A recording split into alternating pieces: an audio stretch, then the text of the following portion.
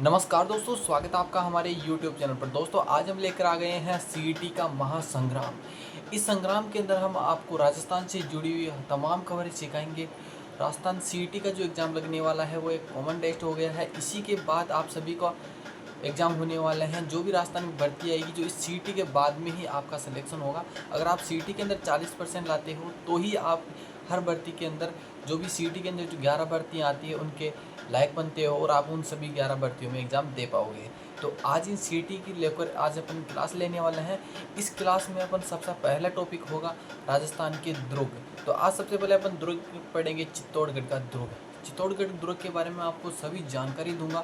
ऐसे ही करके अपन आगे चलते चलेंगे और सारे राजस्थान जी के वो क्लियर करेंगे। फिर जैसे अपन राजस्थान जी के क्लियर होगा, फिर आगे की जो भी सब्जेक्ट होगा, मतलब इंडिया जी के हो गया, फिर साइंस हो गया, ऐसे ही आगे तक अपन करते जाएंगे। तो आज सबसे पहले अपना टॉपिक है राजस्थान जी के में दुर्ग। तो दुर्ग को लेकर बात करें तो सबसे पहला दुर्ग है अपना चित्तौड़गढ़ का दुर्ग। चित्तौड़गढ़ दुर्ग के बारे में बात करें तो ये चित्तौड़गढ़ दुर्ग के अंदर ही है, चित्तौड़गढ़ के अंदर है। इस दुर्ग का निर्माण चित्रांगद मौर्य ने कराया है। दोस्तों चित्रांगद मौर्य ने कराया है और कुमारपाल के अनुसार अगर इस दुर्ग का वो देखें निर्माण, तो उसका नाम है चित्रांग ने इसका निर्माण करवाया है। दोस्तों इस दुर्ग के उपनाम को लेकर बात करें तो इस दुर्ग के बहुत सारे उपनाम हैं। सबसे पहला है राजस्थान का गौरव, दुर्गों का सिरमौर, दक्षिणी सीमा का प्रहरी, चित्रकूट दुर्ग और मालवा प्रदेश का प्रवेश द्वार। इस दुर्ग के बहुत सारे उपनाम भी हैं और यहाँ यह दुर्ग सर्वाधिक शाकों के लिए जाना जाता है। दोस्तों इस दुर्ग के पुनर्निर्माण को लेकर बात करें तो इस दुर्ग का पुनर्निर्माण कराया था राणा कुंभा ने, महाराणा कुंभा ने। दोस्तों इस महल के दुर्ग को लेकर बात करें, इस महल का जो आकार किस प्रकार का होने वाला है वो है एक वेल मछली के जैसा।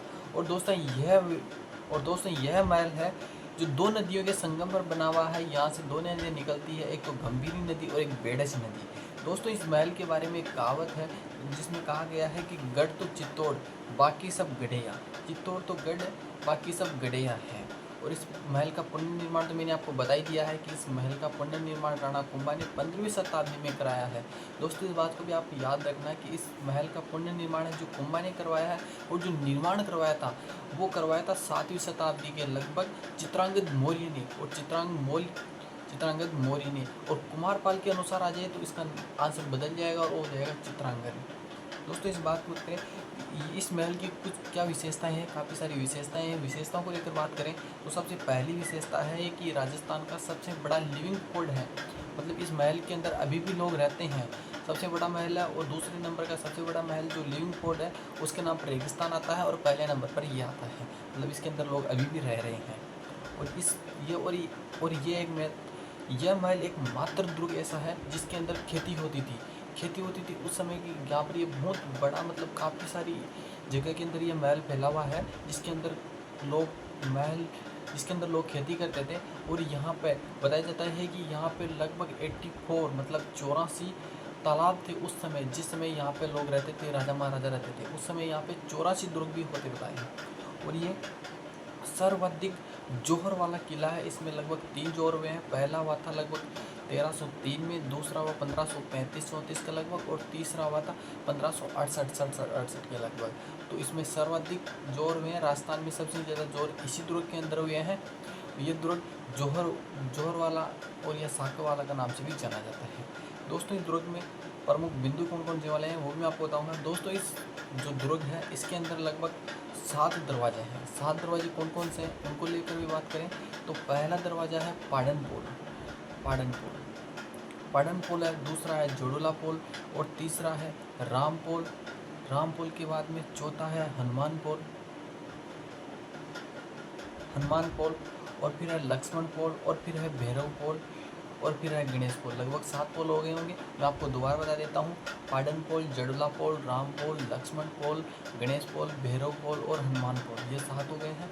और दोस्तों आगे बात करें तो जो पाडन पोल जो मुख्य द्वार है इसका, उसके सामने रावत भाग सिंह है। इन्होंने शायद दूसरा जो हो रहा था उसके समय उन्होंने युद्ध लड़ा था, उनकी छतरी बनी हुई, मतलब उनका स्मारक बना हुआ है। और यहाँ पे जो राव कल्लाजी राठौड़ है, उनकी जो छतरी बनी हुई है वो है भैरव पोल के पास है। यहाँ पे एक भैरव पोल है, उसके पास में उनकी छतरी बनी थी।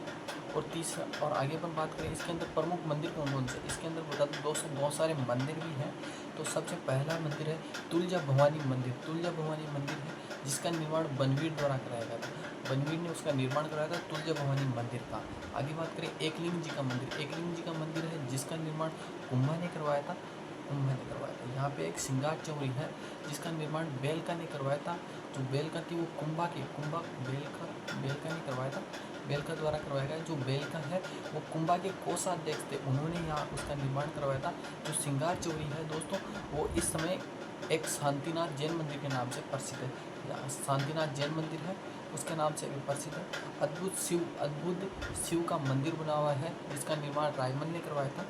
रायमल द्वारा करवाया गया था। यहाँ पे कलिका माता का मंदिर है, कालिका माता का मंदिर है। 27 मंदिर है जिसमें 27 जैन मंदिर है और एक मीरा का मंदिर भी है, मीरा मंदिर भी है। दोस्तों अगर आगे बात करें यहाँ के प्रमुख महल को लेकर, तो यहाँ पे प्रमुख महल कौन से हैं? फतेह प्रकाश महल है, पद्मिनी महल है, गोरा बादल महल है, लाखोटा बाड़ी है, कंवरपदा महल है और नवलखा भंडारिया बुर्ज, जो बुर्ज है वह भी है। और है आगे अहाड़ा हिंगोला महल भी है दोस्तों। आगे बात करें अपन चित्तौड़ दुर्ग है उसके अंदर मुख्य इमारतें भी है। कौन कौन सी इमारतें हैं? सबसे पहले तो है विजय स्तंभ का निर्माण दोस्तों राणा कुंभा ने करवाया कब था? 1440 से लेकर 1448 के बीच में। ये समर्पित किसे है? विष्णु भगवान को समर्पित है दोस्तों। इसी बात को आप याद रखना। आजकल कुछ ऐसे ही क्वेश्चन आ रहे हैं कि ये नहीं आ रहे कि किसने निर्माण करवाया, कहाँ करवाया, या कितना मंजिल तक। सवाल कुछ ऐसे आ रहे हैं कि वो किसको समर्पित है। तो ये समर्पित किसे है? विष्णु भगवान को समर्पित है। इस बात को आपको जरूर से ध्यान रखना है। इसकी ऊंचाई कितनी है? 122 फीट। और दोस्तों ये कितना मंजिला है? 9 मंजिला है। दोस्तों इस मंदिर की ऊँचाई को लेकर बात करें, दोस्तों विजय स्तंभ की ऊँचाई को लेकर बात करें तो ये 100। और दोस्तों विजय स्तंभ की शिल्पी की लेकर बात करें तो इसका शिल्पी है जेता नापा पुंजा तोमा। आपका नाम इसका बहुत बड़ा है, जेता नापा पुंजा तोमा। तो आप इसे कुछ भी याद कर सकते हैं, जैसे जेता याद कर लिया तो जैसे आपके ऑप्शन में आएगा तो आप पता लग ही जाएगा कि ये जेता है, वही है जो आपने जेता नापा तोमा है वही। और दोस्तों इस मंदिर को लेकर एक खास बात यह है कि 2049 में पहली बार ये एक पहला स्मारक है जिसके ऊपर डाक टिकट जारी किया गया था। आगे पर बात करें दूसरा है जेनी कीर्ति स्तंभ में दोस्तों वो भी इसी में है जिसका निर्माण करवाया था जीजा साया पुण्य सिंह। और ये किसको समर्पित है? ये समर्पित है आदिनाथ को। इस बात का आप खासकर से ध्यान रखना कि यह समर्पित है आदिनाथ को। इसकी ऊंचाई कितनी है? 75 फीट इसकी ऊंचाई है। और मंजिल को लेकर बात करें तो 6 मंजिला है। और काफ़ी सारे लोग इसको 7 मंजिला ही बता रहे हैं, लेकिन आप खास करके ध्यान रखना कि ये 6 मंजिला है।